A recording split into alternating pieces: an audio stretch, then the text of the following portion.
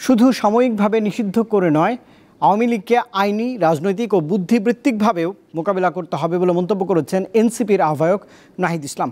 বৃহস্পতিবার রাজবাড়ীতে সমাবেশে একথা বলেছেন তিনি। এছাড়া মানিকগঞ্জ ও ফরিদপুরে কর্মসূচি পালন করেছে এই দলটি। জুলাই গণ অভ্যুত্থানের বর্ষপূর্তি উপলক্ষে জুলাই পদযাত্রার ১৭তম দিনে রাজবাড়ীতে পদযাত্রা করেছে জাতীয় নাগরিক পার্টি এনসিপি।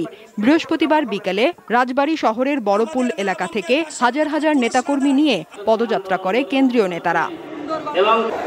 এনসিপির আহ্বায়ক নাহিদ ইসলাম বলেন, গোপালগঞ্জে হামলা করে তারা ভেবেছিল পদযাত্রা শেষ হয়ে যাবে।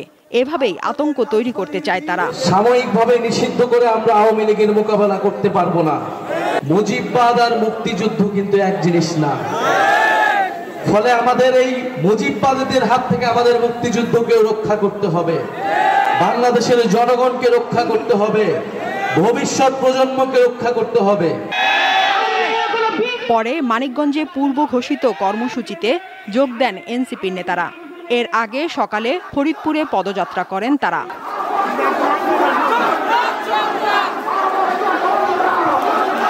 এদিকে গোপালগঞ্জে এনসিপির কেন্দ্রীয় নেতাদের ওপর হামলার প্রতিবাদে বিকালে সারা দেশে বিক্ষোভ মিছিল করে এনসিপির নেতাকর্মীরা।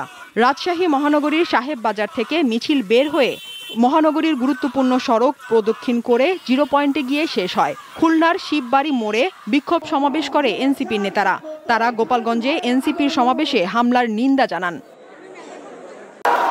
সাদিয়া চৌধুরী, দীপ্ত, বার্তা কক্ষ।